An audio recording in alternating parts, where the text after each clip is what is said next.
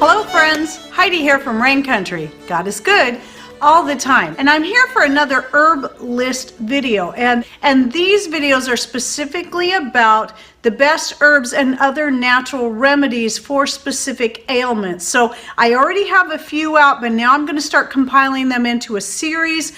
And today's video is about the best natural remedies for anxiety and stress. So we're focusing mostly on herbs, and please keep in mind when I put these videos together, I'm trying my best to give you a somewhat comprehensive list, though I know I won't get everything in there, but that doesn't mean I know everything about every herb.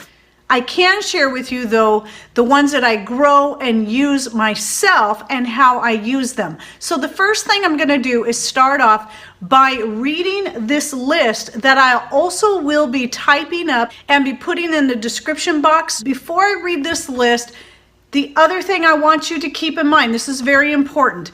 One of the reasons it's so great that we can have such a comprehensive list of herbs for pain or herbs for anxiety in this case, or herbs for helping with hair growth or whatever it is, this gives you many things to choose from. It does not mean you have to use all of them. It means just find the 1, 2, or 3 that are best for you. And you also have to make sure that you're looking into how best to use them and whether or not you may have allergies to any of these things. For example, chamomile is one of those things on the list. If you're allergic to ragweed, that will be one that you'll want to avoid. And then if you're on any specific medications that the different herbs could interfere with, that's also something you need to look into for yourself. There's too much involved for me to go into to look up every single ailment, every single herb for you, because everybody's going to be very unique as to what they're going to need. So this is just to give you a jumping point and know where to start, then start researching the individual herbs for your own self against any kind of ailments you may have, medications you may be on, allergies, your age, or whether or not you're pregnant. These are all some factors you have to consider, or even if it's something you're thinking about giving to a pet or a child. Okay, so let's get into this list and then I'll talk about the things that I use, how and why. Valerian root, flowers and leaves, St. John's wort, holy basil, also known as Tulsi, ashwagandha root, chamomile, lavender, whether it be in a tea that you consume or in an essential oil that you use for the aromatherapy, passion flower, lemon balm, catnip or catmint. They're very similar in benefits and it can be very difficult to tell them apart despite what some people say. Hops, reishi mushrooms, borage, ginger, kava kava, nettle, as in stinging nettle. I've talked about that quite a bit, and I was excited to find this within the list as I was researching, putting this list together. Skullcap, never used this. The next one is something I'm rather interested in, and that's called Linden. It's the flowers in that you use, whereas the skullcap, it's the leaves and flowers. A lot of these plants, you're going to also have to look into what parts you're using. Some are going to be the roots, flowers, or leaves, or all of the above. As with the valerian, I use all parts. Anyway, mimosa, that's another one I would love, but I don't think I can grow it here. That's actually a tree, and it's the flowers and the bark that are used. And rose flowers, so the petals, the flower as a whole. So let me talk about the ones that I most frequently use for stress and anxiety. Now, some of you have been following me for a while, might know, and more this past several months, I've been under a much greater amount of stress than I've probably ever had to deal with. And though most of it has been very positive things, such as my son's wedding, he did the courthouse wedding, then they're in August, their actual fancy ceremony is going to be next month, plus the many responsibilities I have that are great responsibilities. There's just a lot. Watching my grandbaby, keeping up on YouTube, keeping up on different orders and different things for our store, blah, blah, blah, blah, blah. Anyway, so as such, I've been having to utilize some of my own homegrown herbs a lot more that are related to alleviating the stress and anxiety that it's kind of put me under, and has started to take a toll on my health. And by the way, since implementing these measures, I've been feeling so much better. I know that I won't be able to fully recover until after the wedding, but much, much better than I was. So anyway, the one thing I've been using most recently has been a blend of catnip with my mojito mint. Now, though I typically love peppermint tea, one thing about peppermint is it can be more invigorating. It doesn't necessarily cause more stress, but I noticed that I'm more apt now, though I love the strong flavor of peppermint. Lately, I've been enjoying the more mild flavors of the mojito mint. Mojito mint, some people relate it to spearmint, but it has a very unique flavor of its own, and I love it. It's a far more mild and, to me, a more calm flavor. And so mixing the mojito mint with the catnip has been very good. And now, lemon balm is another one I've been doing. Lemon balm with orange mint is excellent. I also last night tried mixing the lemon balm with the mojito mint, and that was also quite good. Another one, talking about valerian. Some people are very sensitive to valerian, and the root is very powerful. However, you can get the same sedative type properties from the flowers and the leaves. The flowers have the best overall flavor and aroma, where the roots are very potent, very strong smelling. Some people relate it to the smell of old gym socks. I don't really think it smells like that, but I just don't even know how to describe it. It's sort of a sickly sweet kind of smell.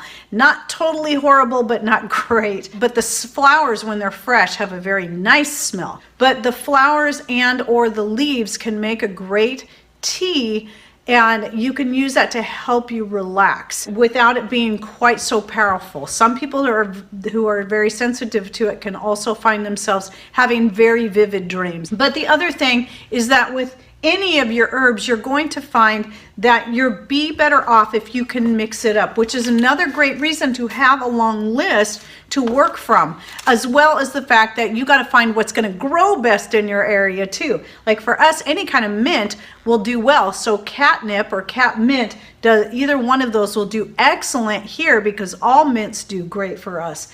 And valerian, sometimes it's getting it started that's the hardest thing, but it comes back with a vengeance, at least for us in our area. And I think that's because it likes a lot of moisture. And we get a lot of moisture with 120 inches annual average rainfall. Nettle grows great for us. And now I haven't specifically tried that for stress and anxiety. Now that I know this, I'm going to be utilizing that for that as well. And then switching it up. So one of the reasons you're going to get better results, because it's not like you get addicted to these herbs, but sometimes, in some cases, the more you use an herb, like if you're using valerian every single night, it's gonna be less effective for you.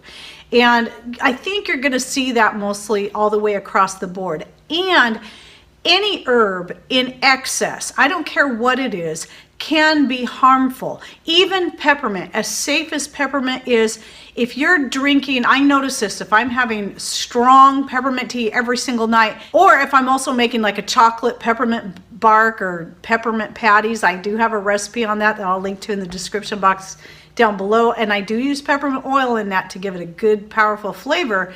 If I'm eating too much of that and drinking too much peppermint tea, I do start to notice a difference in my health, so I have to cut way back. So yeah, I talked about using the catnip tea and using the valerian as well, and then the lemon balm. So I've been kind of switching things up. I actually haven't been using the valerian much lately, mostly the lemon balm and the catnip, but I'm also going to be trying some of these other things that I already grow. Lavender tea is actually pretty good, making it with the flowers. You can also use the leaves though. I prefer the taste of the leaves when it comes to making a tea. So that's another thing I'll probably do, maybe even tonight, and maybe do a blend. Another really great one that I grow is the holy basil, that's also known as Tulsi. Has many great benefits. It is a basil, but it has a different aroma and flavor. To me, it's much sweeter. I absolutely adore the scent of it. Just the scent alone, I notice, has a very calming effect on me. So you can make a quite good tea out of that. But one thing I found is that fresh holy basil has a much better flavor than dried, especially if you're buying it from another source. Even if it's a great source, organic and all that, if you can grow it yourself, I have to grow it in the greenhouse for it to do best for me.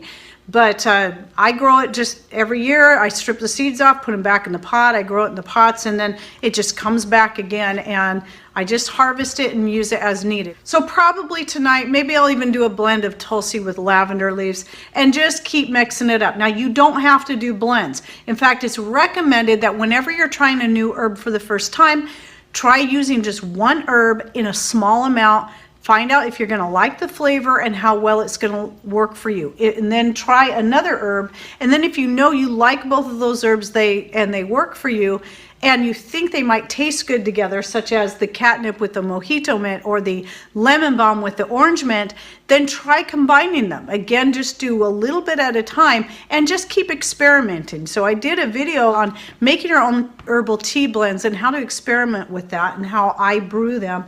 And, you know, just follow those basic guidelines. Now, also another thing that I always forget to mention is you don't have to do hot tea. You can do cold infusions. I personally called them in the past vitamin water because I think of them as a vitamin water replacement. And that's by simply taking whatever herbs you want, even if it's just having a cold peppermint tea or brew, put them in a jar with some water and put it in your fridge overnight. And by the next day, in about 12 to 24 hours, it'll actually infuse quite a bit of flavor into that water, as well as the nutrients needed. So that is another good option, especially now in the middle of summer. That might be preferable to a hot tea. Now, I'll drink hot tea every night. I don't mind that, but I do use the leftover tea cold the next day. That's very common for me to do. But yes, infusing it into jars of water, I do that when I remember. I do that often in the summertime, especially with something like borage, and it is an adaptogen like your ashwagandha. It's just another one I've used in my jet fueled latte blend, which I'll also go ahead and link to down below. I just haven't had it a long time because I got really burnt out on it and I just couldn't take it anymore. I loved it for a while, burnt out on it, so that's why you don't hear me talk about it. But that's another good option, is something you can use as a coffee replacement in the morning. So anything that is an adaptogen, like the borage and the ashwagandha, and I think the reishi mushroom is another that's considered an adaptogen, and several others on this list. Some of these herbs are more, you have sedative properties, like your catnip and your valerian and your lemon balm. But some of the other herbs, what they do is they help your body to be able to adapt to the stresses. So it kind of strengthens your body in that way, which is also then going to help have the effect of bringing down the anxiety that can result from the stress. Oh yes, and rose petals make a great tea. Some people use rose hips for their vitamin C, but it's more the flower itself that when you're looking at it's more helping to alleviate stress and anxiety. It's the rose petals themselves that are good for that. And I do also have a video on using rose petals. In fact, what I'll do, instead of trying to link to all the separate videos I do have on some of these herbs, I'll just link to my whole playlist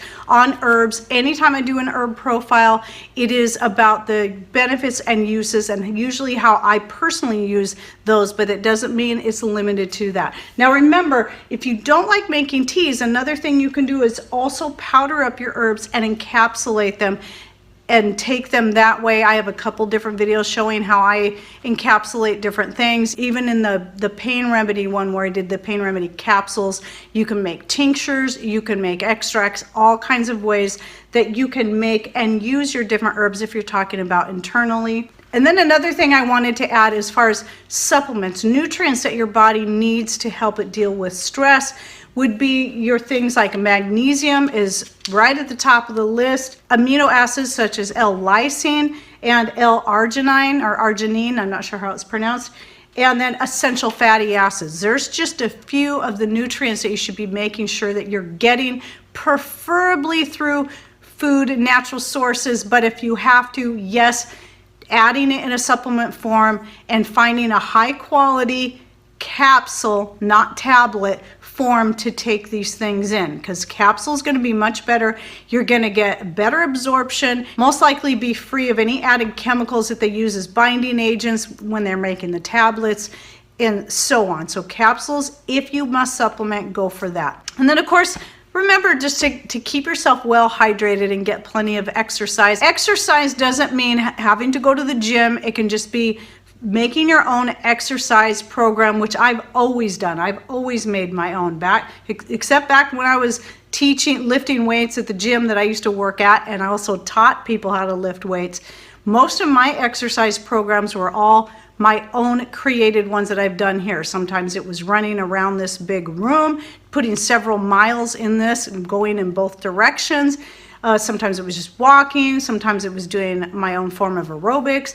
And a lot of times it was something simple as doing X amount, even as many as 1,000 jumping jacks a day and maybe 100 push-ups and whatever, and crunchies and so on. So just create your own exercise routine. Mostly these days I depend on the natural movements that I do, such as hanging laundry to dry, working in the garden, running my treadle machine, and any kind of manual type stuff I do to keep myself in shape. But if you don't have enough physical activity like that to do, then I do recommend finding ways to add more, even if it's just taking a walk. In fact, typically walking is better for you, especially your joints, especially as you get older, than running is. When I was doing all that running and jumping jacks, it definitely took a toll on my knees. Walking is so much better and easier on your joints. Okay, well, I hope you enjoyed this video, and that don't forget to to look for that list, and that way you can save it to whatever program you want. Then you can look up each herb at your leisure, find out what grows in your area to save you money so you can grow it. A lot of these herbs are pretty easy to grow, but climate, your area will have a say in how well they will grow for you. All right, well, thanks for watching. Take care, and God bless.